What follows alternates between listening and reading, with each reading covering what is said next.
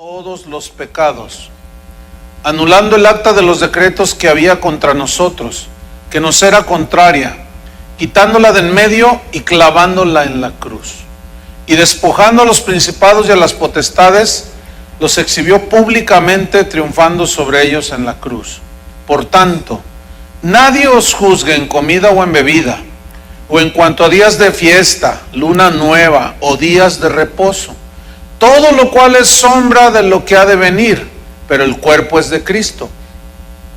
Nadie os prive de vuestro premio, afectando humildad y culto a los ángeles, entremetiéndose en lo que no ha visto, vanamente hinchado por su propia mente carnal, y no haciéndose de la cabeza, en virtud de quien todo el cuerpo, nutriéndose y uniéndose por las coyunturas y ligamentos, crece con el crecimiento que da Dios. Pues si habéis muerto con Cristo en cuanto a los rudimentos del mundo, ¿por qué, como si vivieseis en el mundo, os sometéis a preceptos tales como no manejes, ni gustes, ni aun toques, en conformidad a mandamientos y doctrinas de hombres, cosas que todas se destruyen con el uso? Tales cosas tienen a la verdad cierta reputación de sabiduría en culto voluntario, en humildad y en duro trato del cuerpo, pero no tienen valor alguno contra los apetitos de la carne. El día de hoy, como en los tiempos de Pablo, la iglesia se ve asediada de falsas enseñanzas, falsas doctrinas. Vemos por un lado acá la psicología humana suplantando la palabra de Dios en las iglesias. Vemos por otro lado enseñanzas sobre superación personal, exaltando el yo y no exaltando a Cristo.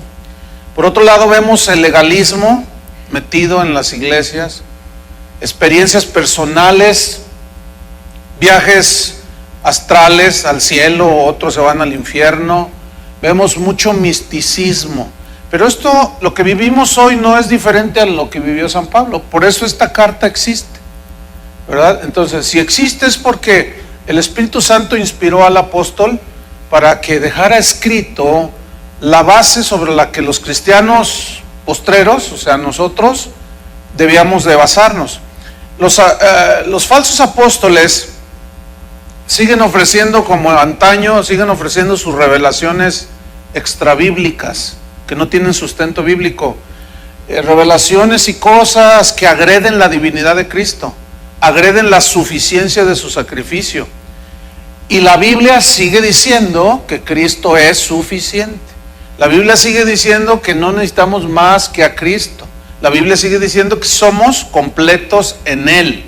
Entonces Pablo rechaza tres cosas que estaban asediando a los cristianos en Colosas: el legalismo, el misticismo y el ascetismo.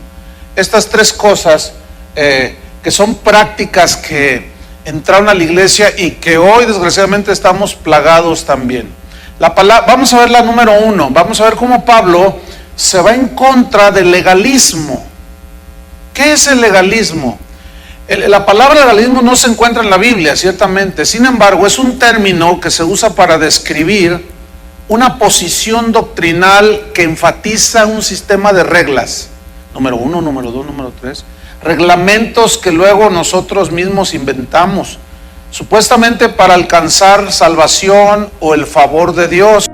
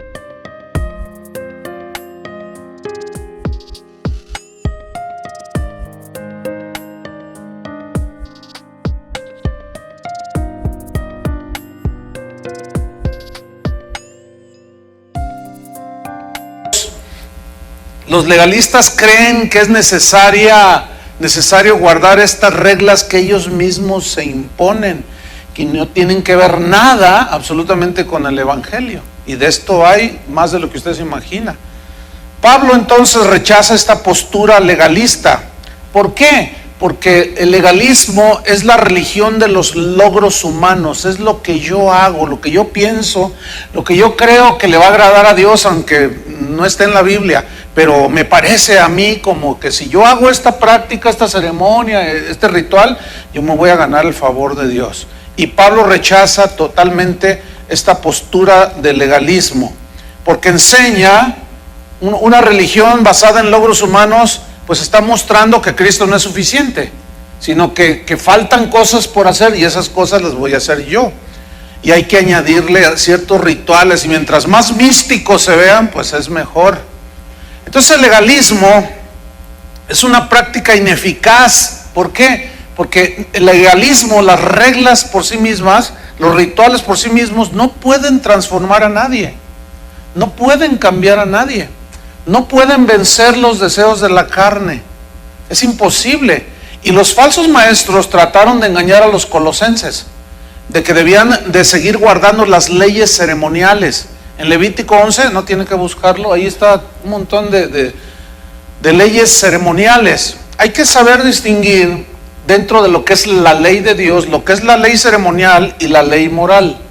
La ley ceremonial eran todos los rituales, ¿sí? El Cordero de la Pascua, la fiesta de los tabernáculos, las primicias, etcétera, etcétera. Y la ley moral, y esa ya, la primera, la ley ceremonial, esa ya pasó a mejor vida. Pero la ley moral, que es no matarás, no robarás, no adulterarás, etcétera, esa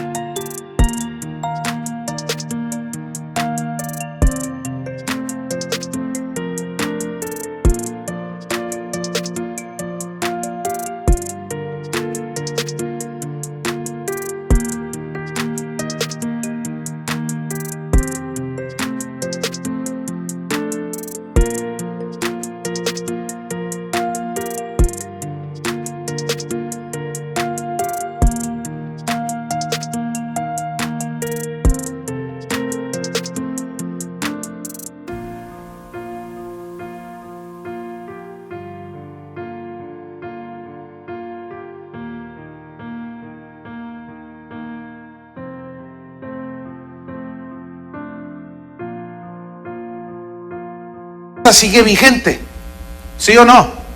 Algunos dicen, no, pues ya no estamos bajo la ley y aluden a que pues ya quedó eliminada. Sí, quedó eliminada la ley ceremonial que apuntaba hacia Cristo, pero la ley moral, esa sigue vigente. ¿Lo alcanzan a ver? Ok, entonces los falsos maestros trataban de enseñar esto, la ley ceremonial, añadirla al sacrificio de Cristo. Y vean lo que dice Pablo en Romanos capítulo 10, versículo 4. Romanos 10, 4. Aquí se refiere a la ley ceremonial. Romanos 10, 4 dice, porque el fin de la ley es Cristo, ¿sí? Para justicia a todo aquel que cree. O sea, ya no se necesitan hacer rituales, etcétera. Ahora vamos a Gálatas capítulo 5, versículo 1. Aquí Pablo, Gálatas 5:1, está invitando a los cristianos a caminar en la libertad de Cristo. Pero, ¿qué les dice? Estad pues firmes en la libertad con que Cristo nos hizo libres. Y no estéis otra vez sujetos al yugo de esclavitud. Fíjense el versículo 2. He aquí yo, Pablo, os digo, que si os circuncidáis, de nada os aprovechará Cristo. ¿Por qué? ¿Por qué está diciendo esto? Porque si ellos se circuncidaban atribuyéndole a un ritual poderes de salvación, entonces en vano murió Cristo. No tiene sentido. Si hubiera quedado allá en el cielo y cada quien se circuncida y ya es del pueblo de Dios. Y Pablo dice, no. Dice, yo mismo les digo, dice Pablo, si ustedes se circuncidan, de nada les aprovechará Cristo. ¿Por qué? Porque ya están haciendo ineficaz e incompleto el sacrificio de Jesús por medio de un ritual que es la circuncisión. O como ahora muchos cristianos sustituyen o le añaden el bautismo. El acto del bautismo me salva, dicen algunos, porque malinterpretan las escrituras. Y el bautismo en sí mismo no salva, ya lo vimos hace 8 días eso. Porque si salvara, entonces es un ritual, y los rituales quedaron fuera de vigencia. Entonces, Pablo dice que si Cristo ya perdonó nuestros pecados, haciendo una recopilación de la enseñanza pasada, si Cristo ya perdonó nuestros pecados, Él anuló el acta de los decretos que nos era contraria, la borró, la clavó en la cruz, despojó del poder que tenía sobre nosotros a Satanás, a la muerte, al pecado.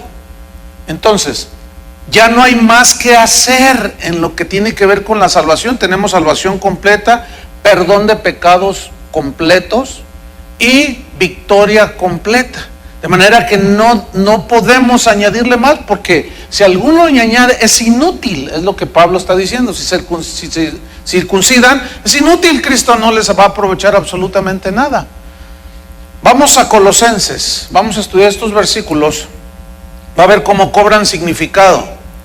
Después de que dice que él quitó el acta de los decretos que nos era contraria, la clavó en la cruz, despojó a los potestades y los exhibió públicamente triunfando sobre ellos. Colosenses 2:16. Por tanto, esa frase es muy importante, porque esa frase está ligando a los versículos anteriores que ya estudiamos hace 8 días. O sea, lo que hizo Cristo en la cruz, eso como consecuencia dice, por tanto, nadie os juzgue en comida o en bebida. O sea, nadie los condene porque comen esto o no comen aquello, o beben esto o lo hacen en cierto tiempo. No, ya no consiste en eso. Nadie les condene. El que come no menosprecia al que come, y el que come no menosprecia al que no come. Todo lo ha recibido Cristo. Él hizo limpios todos los alimentos. Nadie les condene. Nadie. ¿Por qué? Porque eso no tiene vigencia. Entonces Cristo mismo aseguró que era inútil, una vez llegado Él, haber pisado esta tierra, que era inútil observar las leyes ceremoniales, porque todas apuntaban hacia Él. Por lo tanto era innecesario hacerlo, porque Él ya estaba ahí, ya está aquí. Vamos a Marcos 7, versículo 14. Marcos 7, 14. Aquí el contexto es que los discípulos empezaron a comer sin haberse lavado las manos, y los fariseos, los religiosos, habían añadido al ceremonial la creencia de que si ellos comían con manos no lavadas, ellos se contaminaban. Pero ellos no hablaban de una contaminación de microbios y esas cosas, sino hablaban de contaminación espiritual. Y Cristo les dice, no, estos no han entendido. Fíjese en Marcos 7, 14. Dice así, y llamando así a toda la multitud les dijo, oídme todos y entended. ¿Qué tienen que hacer todos? Oír y entender. Pues trate de entender, ponga mucha atención, porque esto es muy importante. Dice, nada hay fuera del hombre que entre en él, nada, que le pueda contaminar, pero lo que sale de él, eso es lo que contamina al hombre. ¿Qué significa? Por ejemplo, ¿qué es lo que ve Dios con agrado? ¿Que usted deje de comer en Cuaresma una hamburguesa? ¿O que deje de mentir? Pues eso es fácil entenderlo, ¿no es cierto? Sin embargo, mucha gente se va a los rituales. Dice, no, pues 40 días sin fumar, te lo dedico a ti, imagínate. Qué aberraciones la gente hace.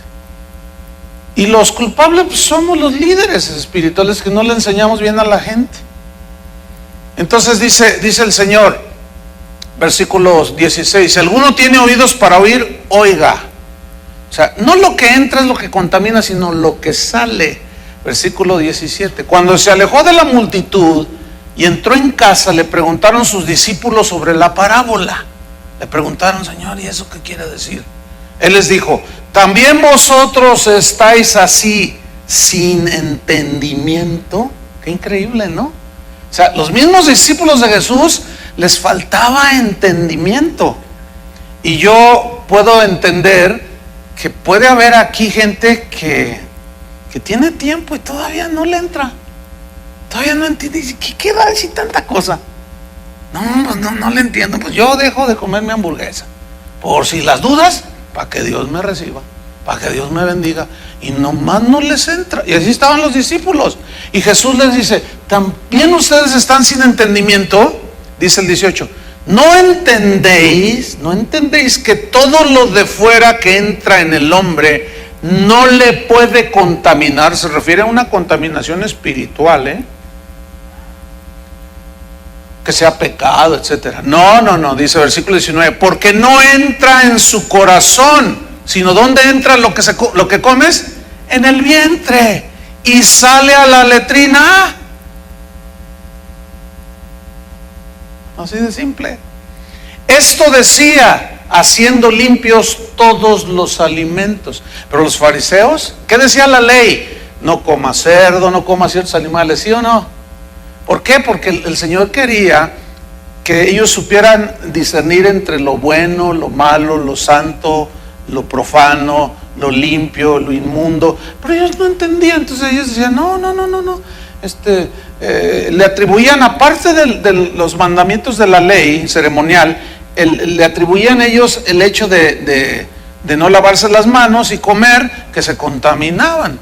Entonces dice, no, versículo 20, pero decía, o sea Jesús, que lo que del hombre sale, eso contamina al hombre, porque de dentro, fíjate, del corazón de los hombres salen los malos pensamientos, los adulterios, las fornicaciones, los homicidios, los hurtos, las avaricias, las maldades, el engaño, la lascivia, la envidia, la maledicencia, la soberbia y la insensatez. Todas estas maldades de dentro salen y contaminan al hombre. ¿Entendieron ustedes? ¿O todavía están sin entendimiento? Más o menos, dijeron, más o menos. Bueno, ahí le llevan. Vamos a Colosenses 2:16 de nuevo. Entonces Pablo dice, Cristo allí triunfó sobre Satanás, borró el acta de los decretos, están completos, no les hace falta nada. Sin embargo, los falsos maestros enseñan que tenemos que hacer cosas. Por eso Pablo dice, por tanto nadie os juzgue en comida o en bebida. Nadie nos debe condenar. Versículo número 16. En cuanto a días de fiesta, ¿qué significa esto? ¿A qué fiesta se refiere? Se refiere a fiestas ceremoniales como la Pascua, por ejemplo, que una vez al año mataban al cordero, un animalito literal, que apuntaba hacia ¿quién? Hacia Cristo. La fiesta de Pentecostés, los tabernáculos, los panes sin levadura, la fiesta de las primicias y en fin, todo eso está en Levítico 23, no tiene que buscarlo. Entonces esos eran los días de fiesta, es decir, nadie puede venir a decirnos, es que tienen que celebrar la Pascua. Debo advertirles que dentro del cristianismo hay un grupo que se conoce como los judíos mesiánicos. O sea, judíos que se convierten a Cristo, se convierten a Cristo, creen que Él es el Mesías y se convierten. Pero muchos de ellos, algunos de ellos, les pasa lo que a los judíos del primer siglo. De pronto son tan celosos de la ley y de sus tradiciones que tienen a Cristo, pero luego comienzan a añadir. No, es que los cristianos tenemos que celebrar la fiesta de los tabernáculos. Tenemos que orar así. Y empiezan a forzar a la gente. Entonces ven iglesias como las nuestras que no somos judíos y dicen, no, han dejado tu ley, dicen. Y hay que tener mucho cuidado porque ese movimiento cobra fuerza, está cobrando, ya tiene años esto, pero últimamente ha resurgido. O sea, haciendo un montón de ceremonias del Antiguo Testamento que no tiene nada que ver, que son sombra. Entonces, no debemos dejar ni permitir que estos hermanos vengan y nos digan, no, es que tienes que ponerte el kipá, la gorrita aquí, y es que tienes que hacer esto, y es que tienes que guardar esto, y es que tienes que hacer lo otro, y es que tienes que, y la santa sean como la toma, es pan sin levadura, son galletitas, y que quién sabe qué, y un montón de rollos que te ponen. Es más, aún cristianos que digan, ¿ustedes no celebraron la resurrección? Bueno, pues sí, cantamos sobre la resurrección, ¿no es cierto?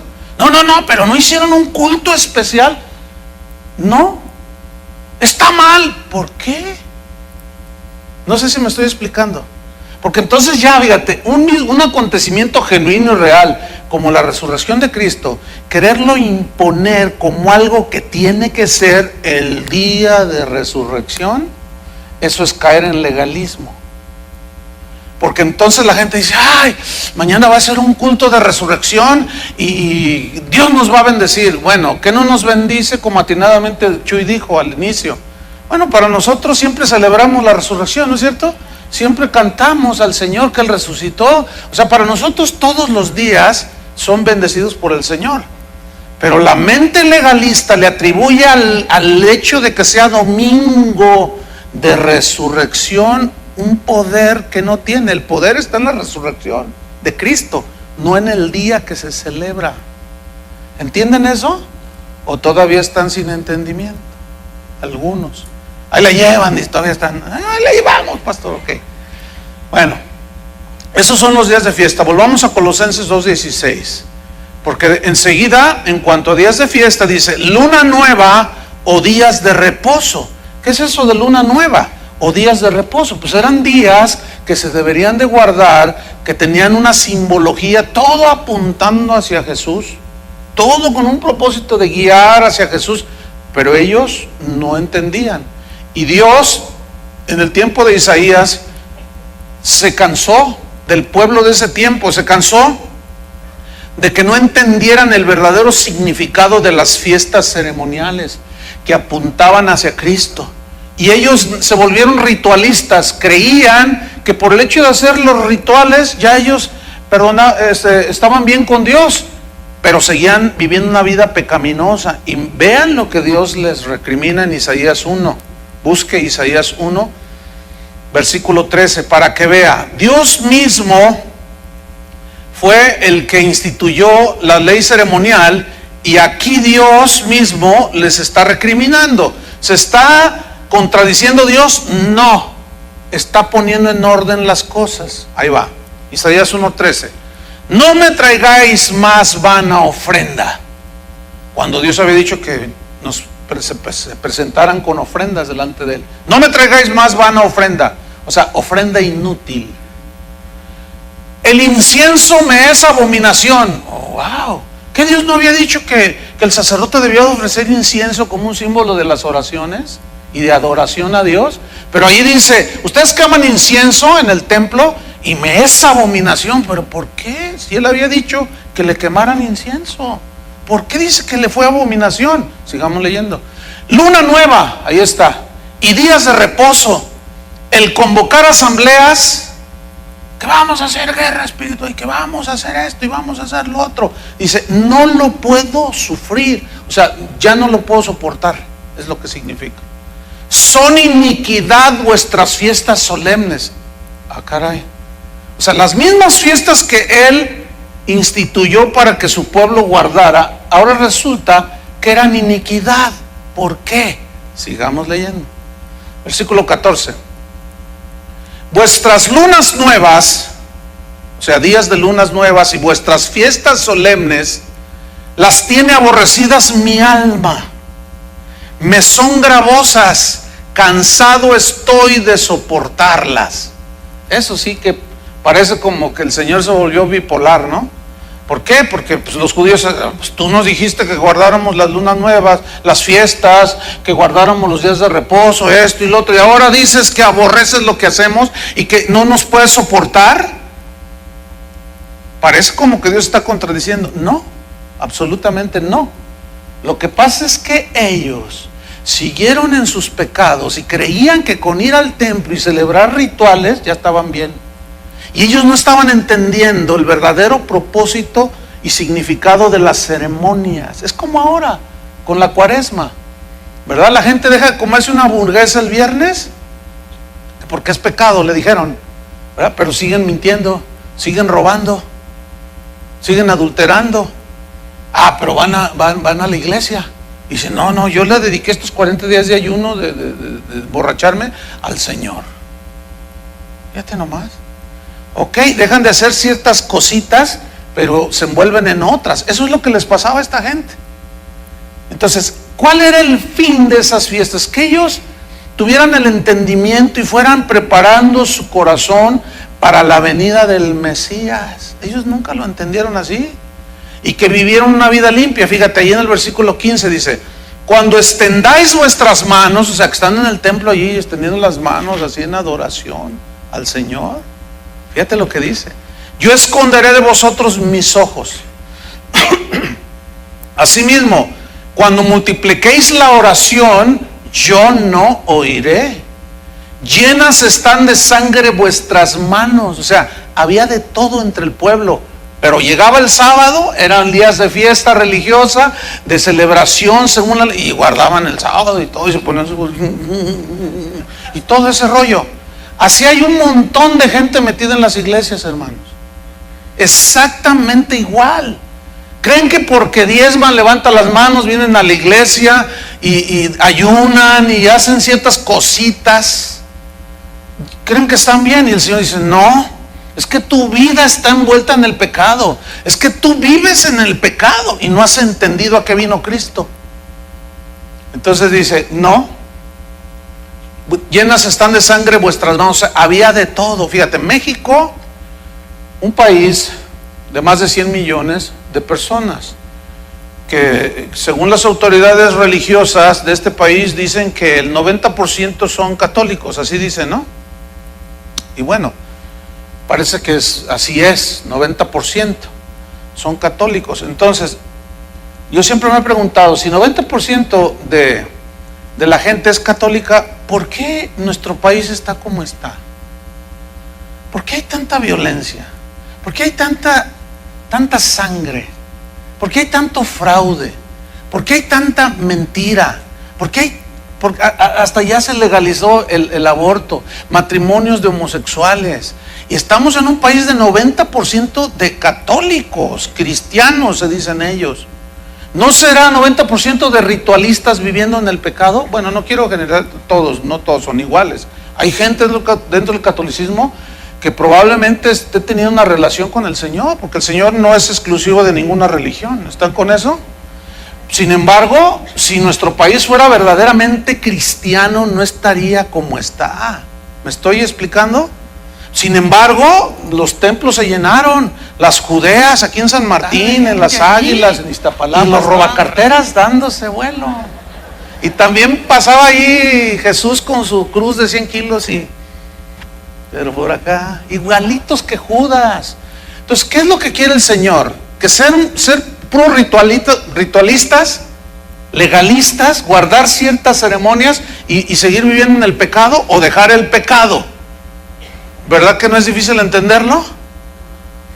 Sin embargo, los discípulos estaban sin entendimiento. Fíjate lo que dice Isaías 1:16.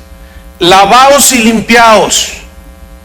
Y aquí ya entra en materia el Señor. Dice, quitad la iniquidad de vuestras obras de delante de mis ojos. Dejad de hacer lo malo. ¿Entienden? Eso es. Aprended a hacer el bien, buscad el juicio, restituid al agraviado, haced justicia al huérfano, amparad a la viuda. Esa fue la recriminación del Señor contra su pueblo que se volvió ritualista, se volvieron legalistas, Jesús les dijo a los religiosos de su tiempo: ustedes son sepulcros blanqueados por fuera, wow, están espectaculares, pero por dentro son puros huesos de muerto, puro muerto, huele a muerto, inmundicia ahí dentro de ustedes, les dijo duro. Y ese es lo triste de la situación en muchos, dentro del cristianismo, incluyendo católicos, protestantes y todos los restantes. Así está ahora. De esos 2000 y pico de cristianos que se profesan ser cristianos, ¿cuántos verdaderamente han nacido de nuevo? ¿Cuántos verdaderamente caminan con Dios? Me temo que un número muy reducido del mismo. Pero ¿cómo están las iglesias? Pues hay un montón de iglesias. Cada día se abren iglesias.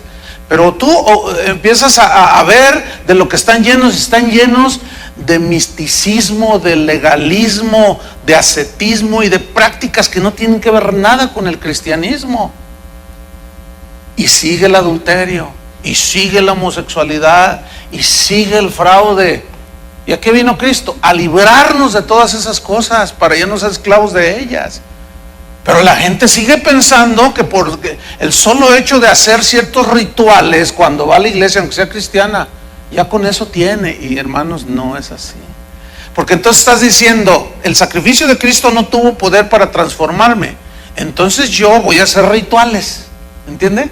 Yo voy a hacer esto, voy a hacer lo otro, voy a ayunar 40 días, y aunque es para ti, Señor, y el Señor ahí mirándote, ¿verdad? ¿Eso es lo que quiero? ¿Que te mates de hambre? ¿O que ayunes de comer hamburguesas? ¿O tacos? ¿O que ayunes de mentir? ¿O que ayunes de robar? Pues es fácil entender. Pero nuestra naturaleza humana quiere su gloria. Porque si yo hago cosas para agradar a Dios, aunque yo las invente, pues entonces yo me voy a sentir bien y digo: qué buena onda soy yo. Ese es el legalismo, hermanos. Respecto al sábado, el Nuevo Testamento, porque dice luna nueva, días de reposo, se refiere al sábado. El Nuevo Testamento no ordena guardar el sábado ya. Los apóstoles, por ejemplo, no dijeron nada acerca de guardar el sábado. Ellos adoraban a Cristo el domingo. En el concilio de Jerusalén, en Hechos 15, no lo busque, no dice nada al respecto sobre guardar el sábado. y Pablo nunca enseñó a guardar el sábado como tal, como un día así estrictamente como estaba en la ley, no, sino al contrario. Vean Gálatas 4:9. Al contrario, recriminó a los gálatas por querer volver a la ley ceremonial, a todo aquello que era ritual y simbólico. Gálatas 4:9 dice así: mas ahora, conociendo a Dios, o más bien siendo conocidos por Dios, ¿cómo es que os volvéis de nuevo? ¿Cómo se vuelven de nuevo a los débiles y pobres rudimentos, a los cuales os queréis volver a esclavizar? ¿Cómo es posible? Dice: guardáis los días. Otra vez volvieron a guardar los días, los meses, los tiempos y los años. Fíjense lo que dice Pablo en el 11: me temo de vosotros que haya trabajado en vano con vosotros. Siento como que ha sido inútil. Les pongo un ejemplo. Si usted tiene por lo mínimo 3 años en esta congregación, por lo mínimo usted ya ha escuchado, me ha escuchado por lo mínimo 150 sermones, predicaciones. Ya más o menos a 3 años usted debe de entender de qué se trata ser cristiano. Pero estoy poniendo un ejemplo de que Pablo dijo: dice, me temo que he trabajado con vosotros en vano. Entonces, usted tiene 3 años, ya más o menos sabe, ha escuchado hasta el cansancio la doctrina cristiana, y usted aún así dice: pero no, yo de vez en cuando me echo mi chayito. ¿Sí entienden eso de mi chayito? Mi rosario, pues. Digo, pues ni modo que les esté hablando a los argentinos, ni modo que les esté hablando a los costarricenses, estoy hablando a los totonacas de acá, los aztecas. Mi chayito. Entonces dice: no, yo por si las dudas, pues la virgencita. No, pues yo puse las dudas Juan Diego, con 3 años de asistir regularmente, y todavía está por si las dudas, por si las moscas, dicen algunos. Otros todavía vienen aquí y todavía van a que les lean las cartas, el tarot. Todavía confían, algunos le dicen no, pero otros se quedan así porque lo hacen. O sea, no les ha entrado. Y creen que porque vienen ya cumplieron, y hacen igual, exactamente lo mismo cuando iban a la iglesia católica. Llegaban un minuto antes de terminarse, llegaban a la bendición y decían, lo que cuenta es la bendición. Entonces, ya usted salía de la iglesia sintiéndose muy santo, se sentía la Madre Teresa de Calcuta. Y está caminando, ya cumplimos, hijo, ya cumplimos. Oye, mamá, pero llegamos bien tarde y dijimos, no, el chiste es hacer acto de presencia. Eso es lo importante, hijo. Oye, mamá, pero tú eres bien chismosa. No, usted cállese, hijo, usted cállese. No, mire, a Dios hay que respetarlo. Para eso venimos al tema, aunque sea al final, la bendición.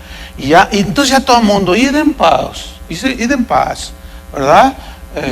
El Señor esté con vosotros y con tu espíritu. Y ahí vas tú ya bien feliz. El resto del domingo a darle vuelo al hilacho. No, hermanos, eso no es el cristianismo.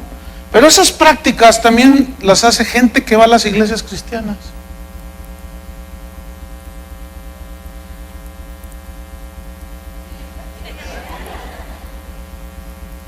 ¿De qué les sirve? ¿Les aprovecha Cristo? No. Así, me temo que he trabajado en vano con algunos de vosotros. Pero bueno, ¿qué le vamos a hacer? No podemos meterles la palabra de Dios a fuerza, ¿verdad que no? Y como dice la Biblia, a fuerza ni los zapatos entran. No se puede. Fíjense que los padres de la iglesia, que son de los primeros 300 años, que eran los líderes que se mantuvieron más o menos, bueno, no más o menos, sino bien firmes, se les llama los padres de la iglesia. Uno de ellos, desde Ignacio de Antioquía, que fueron de los primeros llamados padres, Policarpo, etcétera, después de los apóstoles, hasta San Agustín de Hipona, ellos enseñaron que el sábado quedaba abolido. Ya no había que guardar el sábado. Y la Biblia, ellos se apoyaban en la Biblia. Cristo ya había venido. Y el sábado era una sombra más. Era un simple día. ¿Por qué? Vamos a Colosenses 2:16 de nuevo.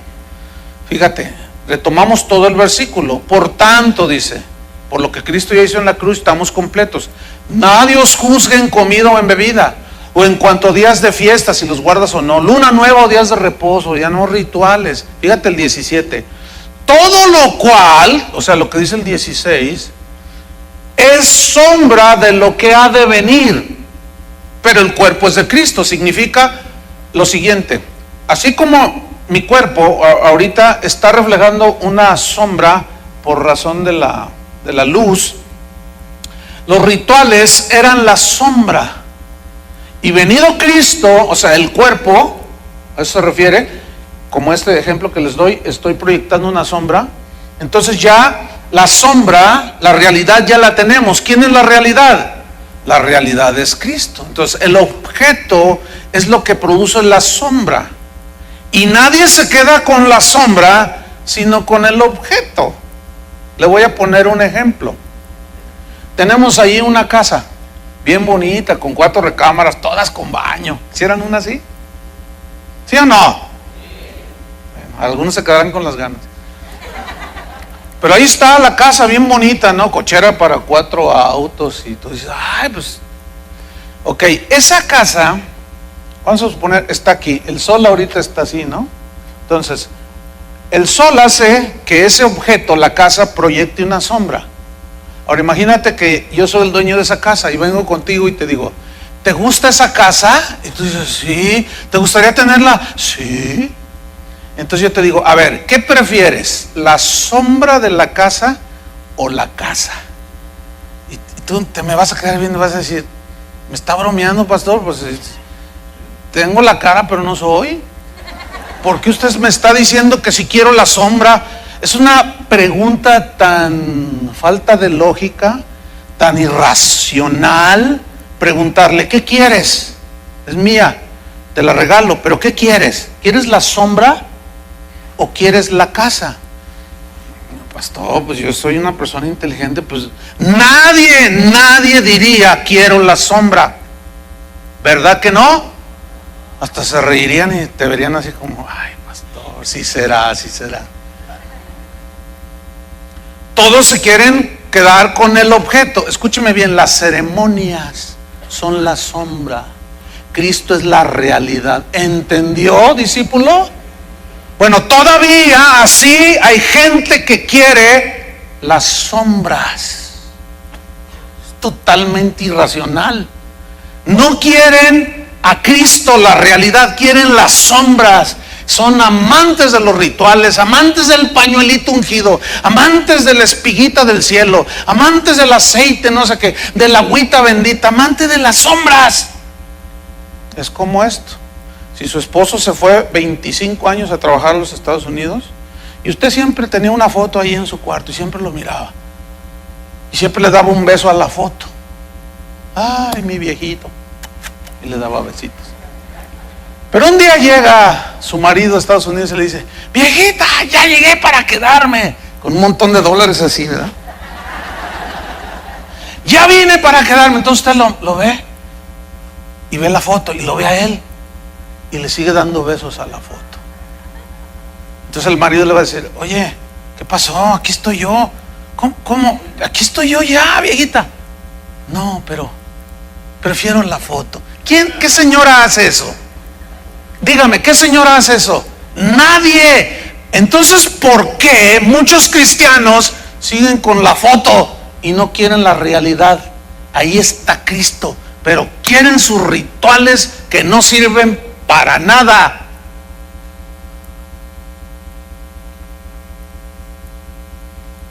Se me hace que entendieron.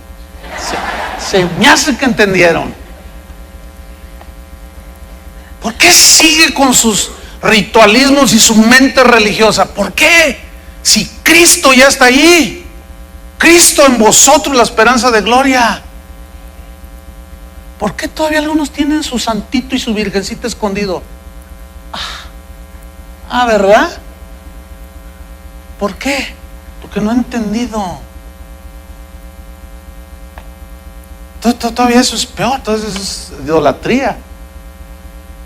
Así está el asunto. Cristo dijo: yo soy el pan de vida. Y cuando Él dijo eso, la gente que lo escuchaba estaba entendiendo perfectamente a lo que se refería. Y muchos decían: wow, tenían entendimiento, porque sabían que en el templo, en el lugar santo, había una mesa con panes y había un candelabro, ¿se acuerdan? Que alusaba el lugar santo. Y Él dijo: yo soy la luz del mundo. Todos esos utensilios, todo apuntaba ¿a quién? A Cristo. Y ningún tonto israelita se ponía a adorar el candelabro o el pan. ¿Y por qué hoy adoran el pan? Ay, le dolió. Si todo era sombra, todo era un simbolismo, ya tenemos la realidad, es Cristo, hermanos. Nuestra Pascua, que es Cristo, ya fue sacrificada por nosotros, dijo Pablo a los Corintios. Cuando ellos dijeron: nuestra Pascua, el Cordero de la Pascua, apuntaba hacia Cristo. Entonces, ¿hay que seguir matando corderos? No. ¿Y por qué los del G12 lo siguen haciendo? Fíjese nomás, No, bueno, para que la gente entienda, dicen ellos. ¿Cómo que para que la gente entienda? O sea, hay que volver a hacer los rituales para que la gente entienda. ¿Que no basta la palabra de Dios? Que al recibirla la gente tenga la revelación de Cristo, se convierta en sus pecados y nazcan de nuevo. Tenemos que hacer todos los rituales, la sombra, para que la gente entienda. Por miles de años estuvieron haciendo esos rituales. Y vea cuánto entendieron los fariseos y aún los discípulos que estaban llenos de esos rituales. Y Cristo dice: no lo que entra en ustedes contamina, sino lo que sale. Ay, empezaban a entender. Así como ustedes, ¿verdad? Preocuparse entonces por la sombra cuando ya tenemos la realidad que es Cristo, preocuparnos por las sombras es inútil, hermanos. Es irrelevante, no tiene valor espiritual alguno. Déjeme leerle un correo que me llegó el viernes. Escúchelo. Dice: saludos, Pastor Chuy, a usted y su familia. Quisiera preguntarle algo respecto a lo que mi pastor está haciendo. Yo sé en mi corazón que no está bien, pero quiero que usted me dé su opinión. Lo que pasa es que pidió a la congregación que pusieran peticiones, las escribieran y las pusieran en una cruz que él mandó a hacer y las clavaran allí. Y también mandó a hacer una tumba como la de Cristo, allí mismo en el templo.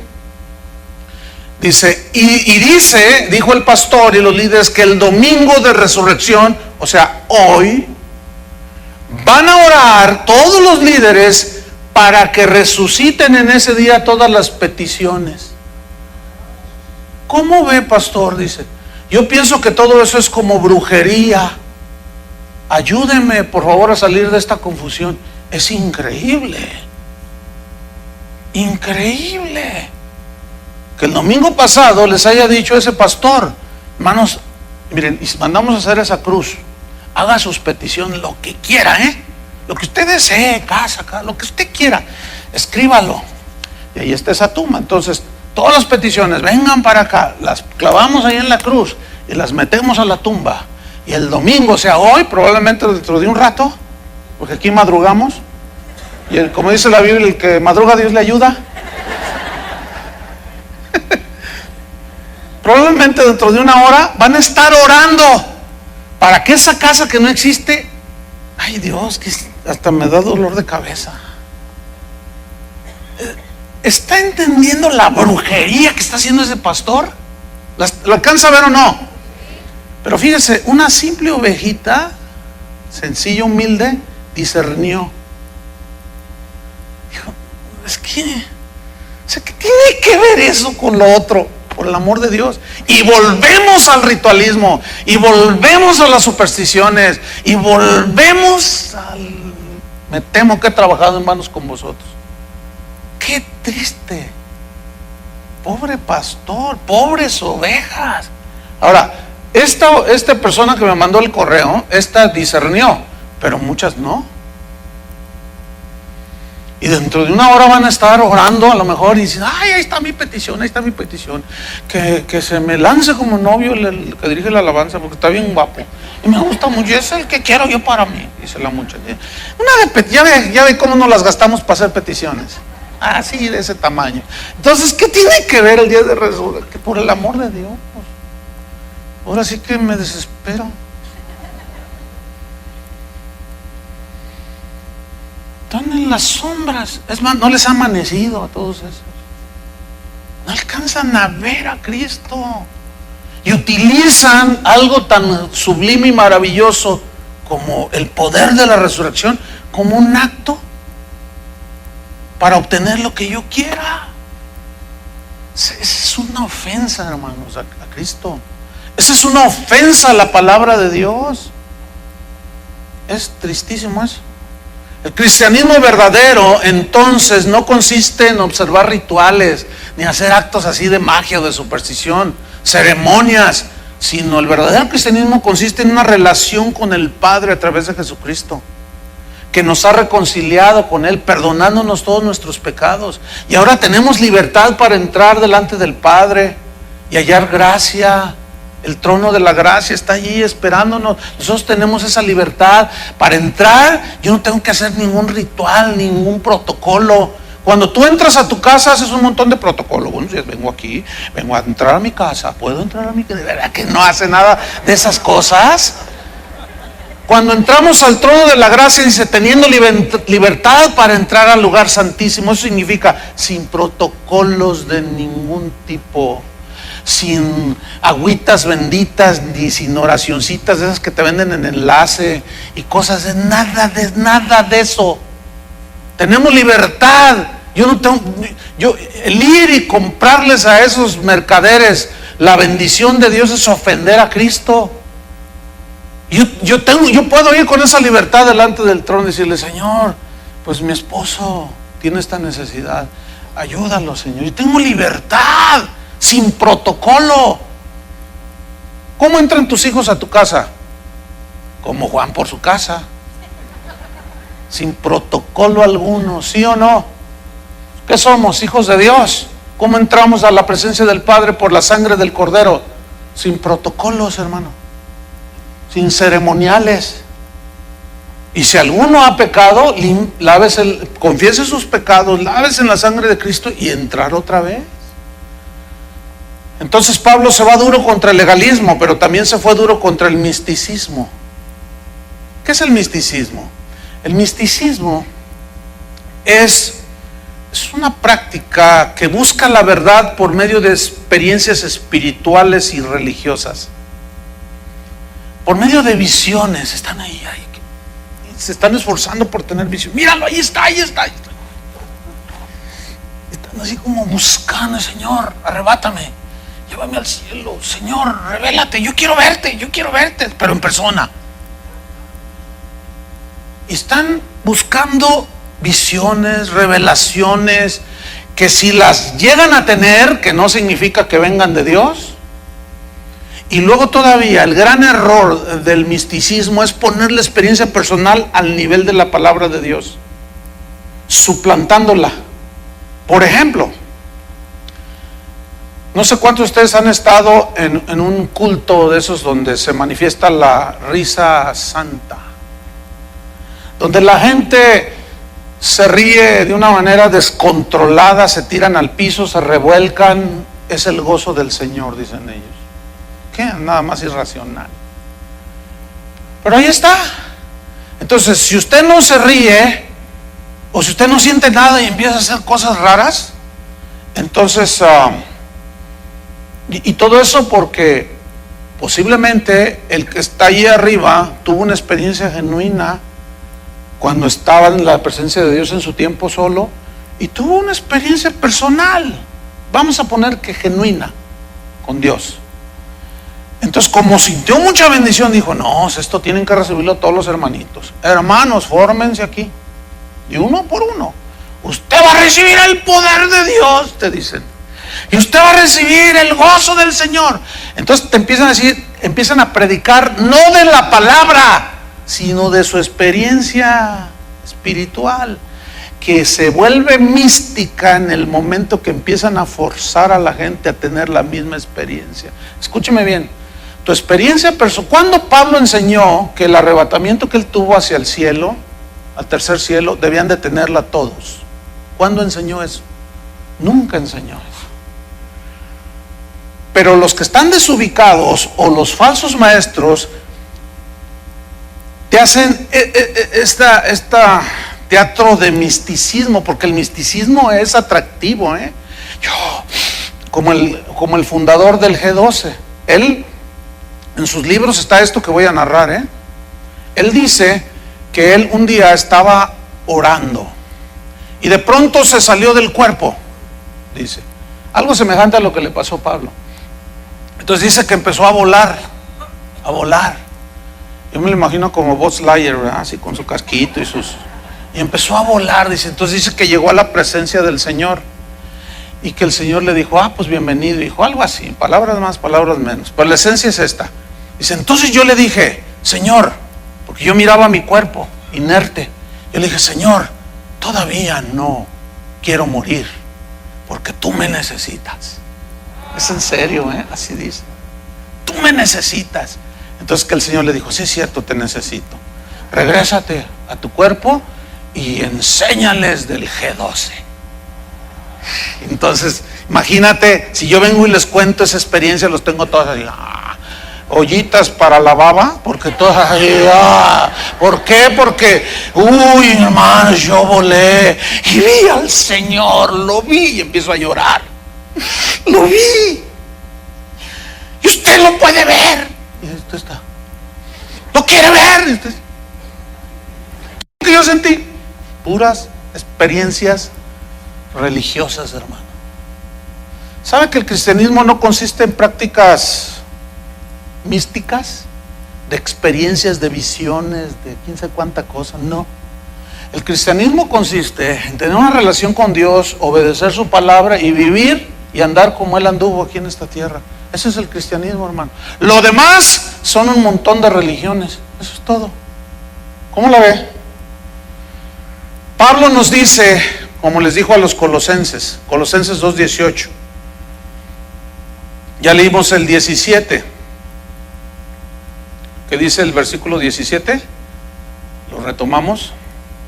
Todo lo cual es sombra de lo que ha de venir, pero el cuerpo es de Cristo.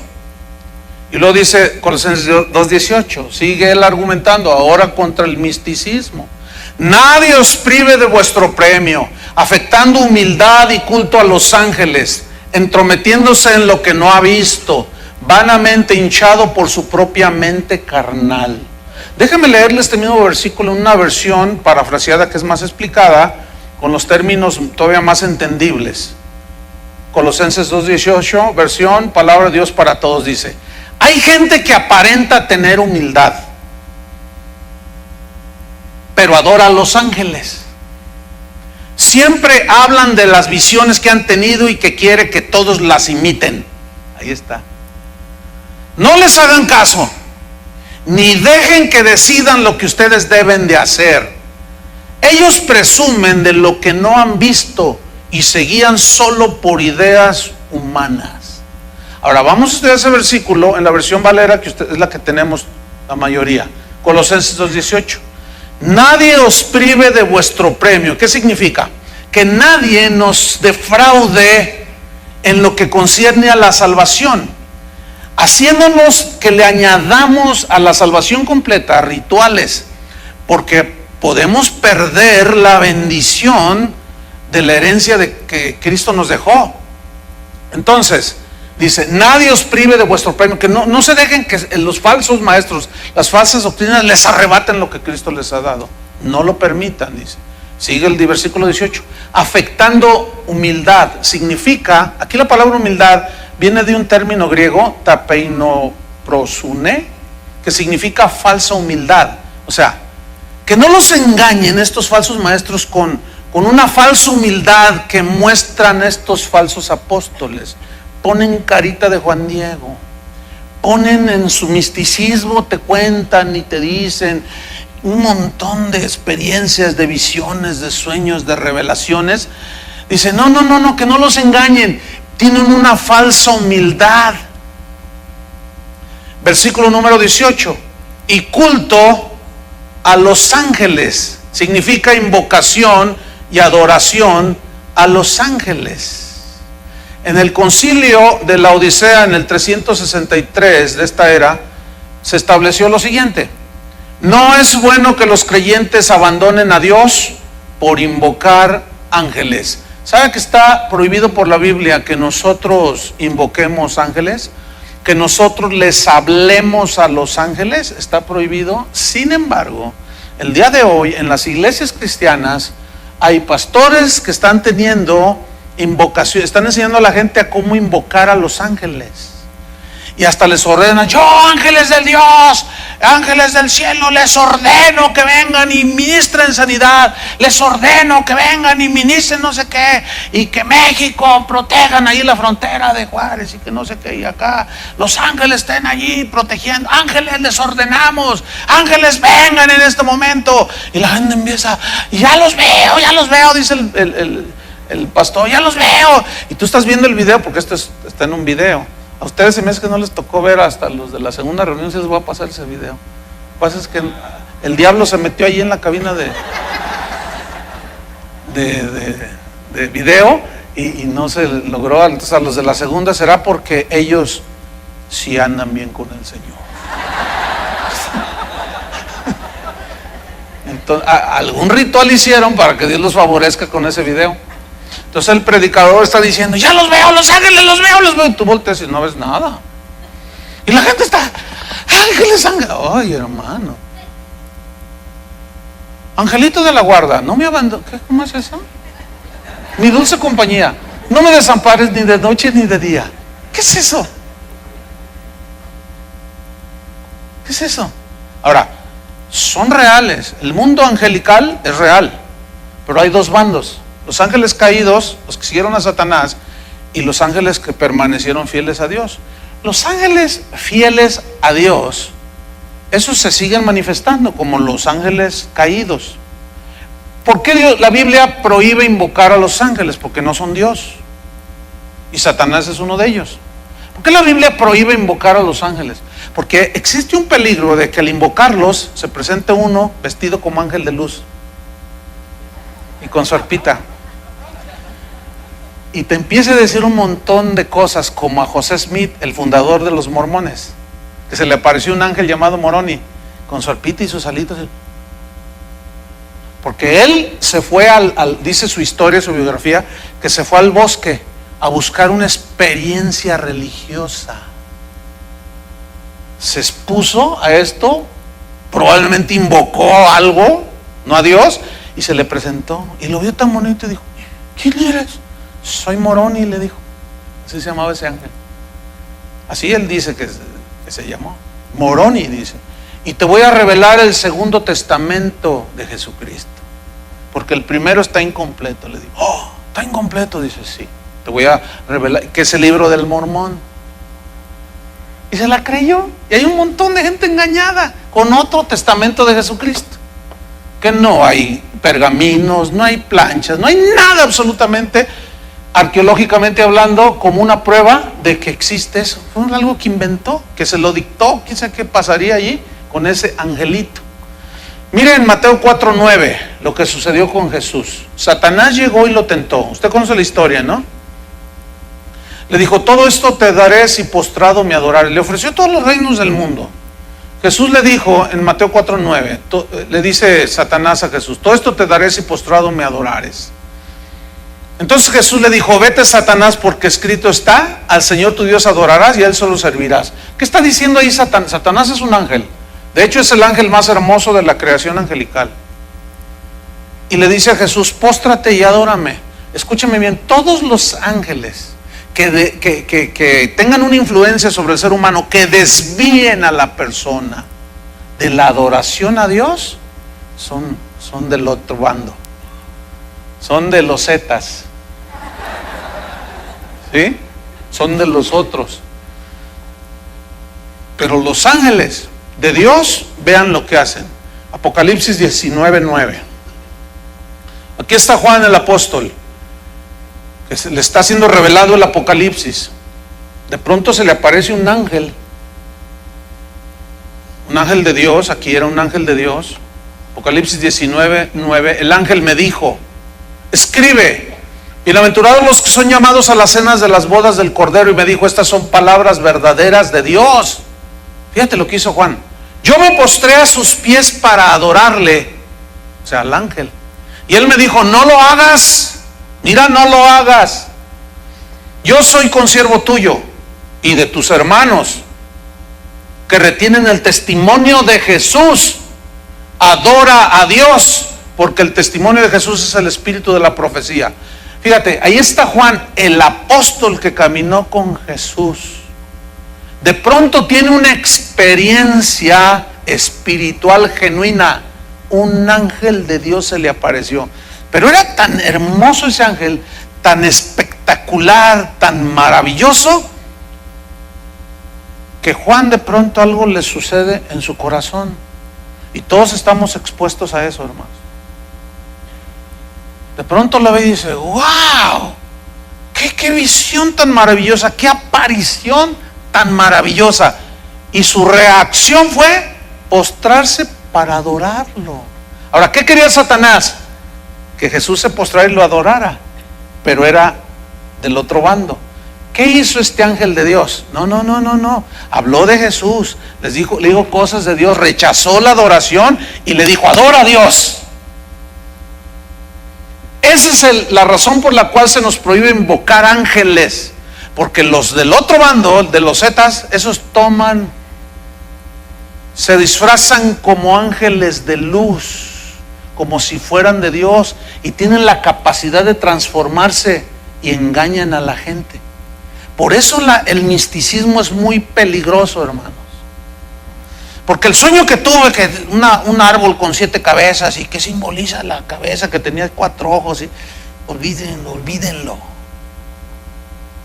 Y por favor no me manden que, hermano, interprétame este sueño. Ya les he dicho, no soy José. Yo no soy intérprete de sueños, yo interpreto la Biblia, pero no sueños. Y los sueños pasaron a segundo término después de que la Biblia se escribió. ¿Entendieron?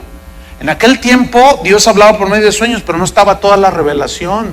Ahora ya tenemos la Biblia, la revelación de Dios, y no necesitamos andar soñando, aunque en su soberanía Dios te puede dar un sueño. Pero ese sueño tiene que compaginar con la Biblia. ¿Entendieron? Si violenta los principios de la Biblia, no es de Dios. Si se te parece un ángel, déjame contarles una ocasión. Visité una familia, porque hace años de esto, porque la señora, la pareja, pues, me decían, pastor, nuestra hija está muy extraña. ¿Por qué? Dice, es que como que habla con alguien. El otro día la vimos, está un patio así, se pone ahí a hablar y no vemos nada. Entonces le dijimos, ¿con quién hablas? Pues con el angelito, mamá. Entonces dice, ay, pastor, estamos preocupados. Entonces yo fui. Entonces hablé con la niña. Ya ahorita ya está casada y todo, esa niña. Esa mujer ya. Desde entonces tendría como unos 10 años. Y le dije, oye, mija, ¿qué ves ahí en el patio? Me dice, es un angelito. Está bien bonito, pastor. Y yo hablo con él. ¿Y qué te dice el ángel? Y me dice, mira, lee la Biblia. Obedece la Biblia. Obedece a tus padres. Adora a Jesucristo. Respeta esto. Y le dice, todo de acuerdo a la Biblia. Entonces yo le dije, bueno, mira, pues, si yo te creo que tú ves ese ángel. No, es que sí, yo lo veo. Y pues hablo con él. Entonces yo le dije, mira, no busques ya volver a hacerlo. Si se te vuelve a manifestar, bueno, no le hagas nada, ni le beses la mano, o trates de hacer algo. No, me dice, porque él no quiere. Él me dice que con Jesús. Entonces yo voy con los padres, les digo, no se preocupen. Y después de eso ya no hubo más manifestación. Pero a mí la escritura me indica que el ángel que se le apareció a Juan era un ángel de Dios. Porque el ángel rechazó la adoración, ¿entienden? Y los ángeles que no son de Dios, esos quieren la adoración o te desvían de la adoración a Dios. Por eso es muy difícil, o sea, muy problemático y peligroso el misticismo. ¿Me expliqué? Ahora, esa no fue la única vez. Hubo otra ocasión en que Juan, en Apocalipsis 22, versículo 8, volvió a hacer lo mismo. Se le volvió a aparecer un ángel y dice, Apocalipsis 22, 8, yo soy Juan, soy el que oyó y vio estas cosas. Y después que las hube oído y visto, me postré para adorar a los pies del ángel que me mostraba estas cosas. Vean qué increíble, ¿no? Volvió a postrarse a los pies del ángel. Pero él me dijo, mira, no lo hagas, porque yo soy consiervo tuyo, de tus hermanos los profetas, y de los que guardan las palabras de este libro. Ahí están las escrituras. Adora a Dios. Qué increíble, ¿no? Fíjese, esta es una prueba de que nosotros, aunque caminemos con Dios, estamos ¿dónde está la línea? Está tan delgada en la que nosotros podemos transgredir y llegar a la idolatría, aún conociendo a Dios como Juan. ¿Cuántas veces les he dicho yo, hasta el cansancio, que yo como pastor no necesito ni lisonjas, ni que usted me vea como alguien súper especial, súper ungido? Yo soy igual que usted. Y a pesar de eso, la gente viene y me dice, pastor, le voy a decir algo. Yo sé que a usted no le gusta, pero yo le voy a decir y lo quiero saludar. Escúchame bien, hermano, aún diciéndoles hasta el cansancio que eso me desagrada, ha habido ocasiones en que hasta la mano me quieren besar. Le dije, ¿quieres besarme la mano? Ve con el cardenal, ese sí se deja. A ese sí le gusta. Le dije, a mí no. ¿Por qué? ¿Quién soy yo? Por el amor de Dios. O sea, ¿por qué? Fíjate, si algunos tienen al pastor acá, yo soy igual que usted. Ahora no quiero imaginar si se le aparece un ángel. Usted hasta le va a cantar: angelito de mi guarda, ven para mí, y hasta le va a bailar allá al angelito. No, qué idólatras son algunos. ¿Sabe una cosa? Les vuelvo a reiterar, si alguno de ustedes vuelve, yo sé que a usted no le gusta, pero yo le voy a decir, para mí usted es Juan Camaney. Mire, yo lo voy a 2, 3 ya hasta ni me hablan. No, ¿qué está haciendo? ¿Qué no les he dicho? Ay, pastor, pero es que usted es una bendición para mí. Sí, pero ¿yo qué? ¿Yo qué? Por el amor de Dios, ¿cómo hacerlos entender? Ayúdame, Chuy, tú estás grandote. ¿Cómo hacerlos entender, hermanos? Por favor. La Biblia nos enseña que somos muy débiles en ese aspecto. Cuiden su corazón. ¿Sabe por qué hay tantos ídolos dentro del cristianismo? Los cantantes se sienten, pero por culpa nuestra que les aplaudimos, luego ellos se la creen. Un amigo mío, Jorge Lozano, en una conferencia, era de jóvenes, y los jóvenes así en las congresos donde los motivan, y grite y grite, lo presentan a él, y ahora Jorge Lozano, y tiran ahí un rollote. Entonces él sube y todos, Jorge, así. Y que agarra el micrófono, cállense la boca, cállense. Pero se puso furioso, y está de este tamañito. Y se puso, dice, cállense, dice, por su culpa muchos, ustedes son los que nos hacen caer, les dijo. ¿Por qué? Porque no hagan eso. Dice, yo no quiero caerme, dijo. Por favor, no hagan eso. Ya párenle. Y el organizador del evento, pues no le gustó mucho, porque quieren atenerlos todos así, pura farándula, ¿me entiende? Entonces dice, por favor, no vuelvan a hacer eso. No nos echen a perder, dijo. Abran su Biblia, porque el otro que pasó antes de mí nunca la abrió. Abran su Biblia. No, sí. De esos hace falta que hablen así. Hermanos, ¿quién soy yo? A ver. Tranquilo. Porque no quiero pensar que se le aparezca un ángel. Le va a revelar el tercer evangelio. Fíjense lo que dijo Pablo a los Gálatas: mas si aún nosotros o un ángel del cielo os anunciare otro evangelio diferente al que os hemos anunciado, sea anatema. Nosotros o un ángel del cielo os anunciare otro evangelio diferente al que hemos anunciado, sea anatema, o sea, maldito. Como antes hemos dicho, también ahora lo repito: si alguno os predica diferente evangelio del que habéis recibido, sea anatema, o sea, esté bajo maldición.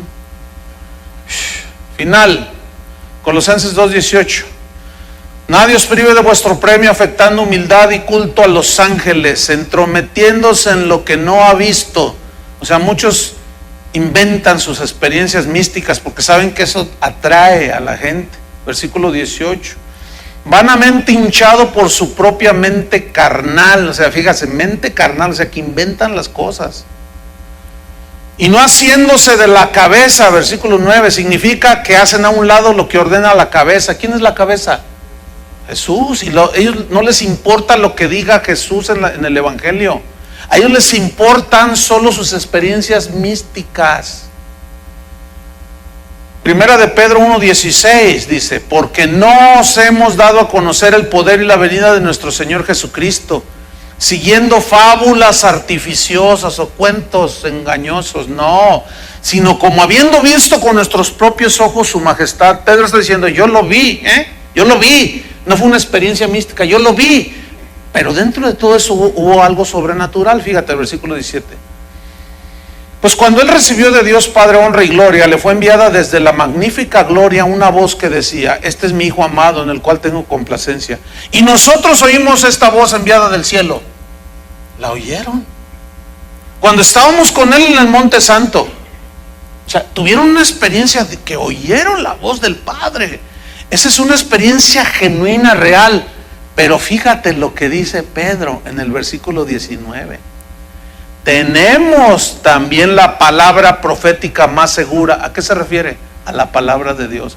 O sea, ok, nosotros tuvimos experiencia, lo vimos, lo escuchamos, lo contemplamos, pero la palabra de Dios es la palabra profética más segura. ¿Qué está diciendo? Que las experiencias espirituales o místicas no necesariamente son de Dios, ¿eh? ¿Ya me entendió? Por eso dice, no.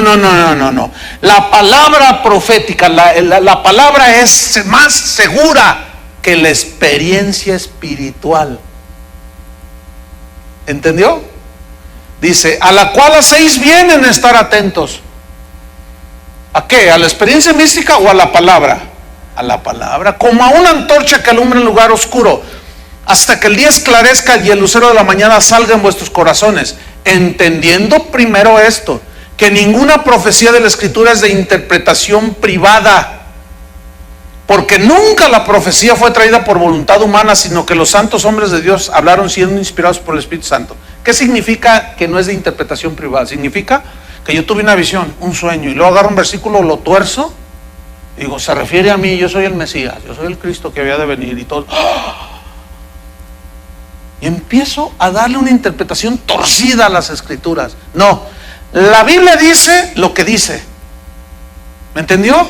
Y punto.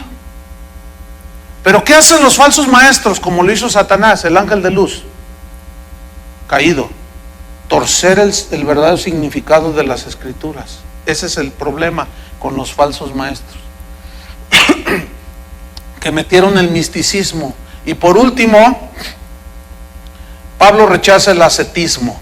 Colosenses 2:20, y terminamos. Colosenses 2:20 dice así: pues si habéis muerto con Cristo en cuanto a los rudimentos del mundo, aquí rudimentos del mundo se refiere a la ley ceremonial, ¿por qué como si vivieseis en el mundo sometéis a preceptos, tales como no manejes, ni gustes, ni aun toques, en conformidad a mandamientos y doctrinas de hombres, cosas que todas se destruyen con el uso? Fíjate, tales cosas tienen a la verdad cierta reputación de sabiduría en culto voluntario, en humildad y en duro trato del cuerpo, pero no tienen valor alguno contra los apetitos de la carne.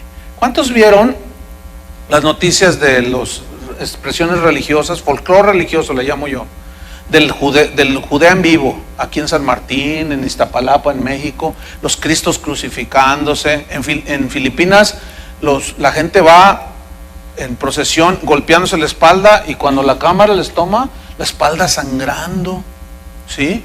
En Filipinas crucifican a los cristos, los crucifican de a de veras, o sea, les clavan, y se ve claramente el clavo cuando, entonces ellos creen que ya la hicieron con el Señor. Fíjate nada más. Todo eso es un misticismo espantoso. Este mismo versículo de Colosenses 2:20 se los voy a leer en otra versión. Dice así: ustedes murieron con Cristo y fueron librados de los poderes espirituales del mundo. Por eso les pregunto, ¿por qué todavía siguen reglas? Reglas como no coman esto, no prueben esto, no toquen aquello.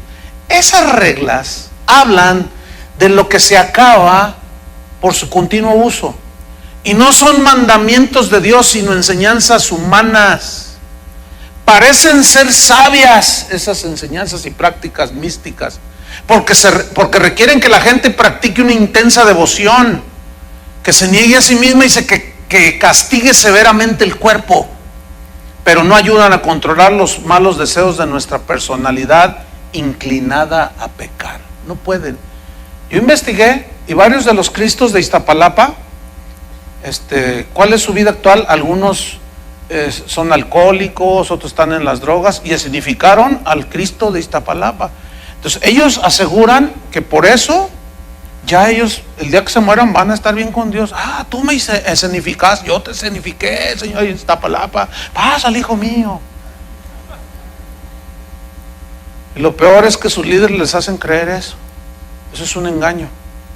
Entonces, el ascetismo es la práctica, ese es el ascetismo, es la práctica de ayunos, de aflicción del cuerpo. Hermanos, esas cosas como el misticismo y el legalismo no tienen, esas son las prácticas inútiles que los cristianos redimidos por la sangre de Cristo debemos de rechazar. No sirven absolutamente para nada. Pero Cristo en vosotros, la esperanza de la gloria, y el evangelio, el poder de Dios para salvación, completos en Cristo. Amén. Así es que no se dejen mover tan fácilmente por todos esos que andan vendiendo pañuelitos ungidos, aceitito ungido y cuanta brujería y media que han metido dentro de la iglesia. No se dejen engañar, hermanos. Cristo nos basta. Cristo ya hizo todo en la cruz del Calvario. Sigamos a Cristo, ¿sí? Deja a un lado si soñaste, déjalo ahí a un lado. Vea la palabra, ¿sí? Probablemente tengas alguna experiencia genuina, espiritual. Ok, tenla y ya. No lo pongas como que todos deben de tenerla. Si viste un ángel, bueno, cuídate porque a veces, hermano, yo no puedo decir no se manifiesta, ¿no? Porque la Biblia también dice que los ángeles están a favor nuestro, los de Dios, y nos protegen, dice la Biblia, ¿verdad? Pero no debemos de andarlos buscando ni llamándoles. Todo misticismo reprobado por la Biblia. ¿Lo alcanzaron a entender? Pues démosle gracias a Dios. Pónganse de pie. Señor, te damos gracias por tu palabra. Gracias porque en ella está la verdad del Evangelio y la verdad de Cristo.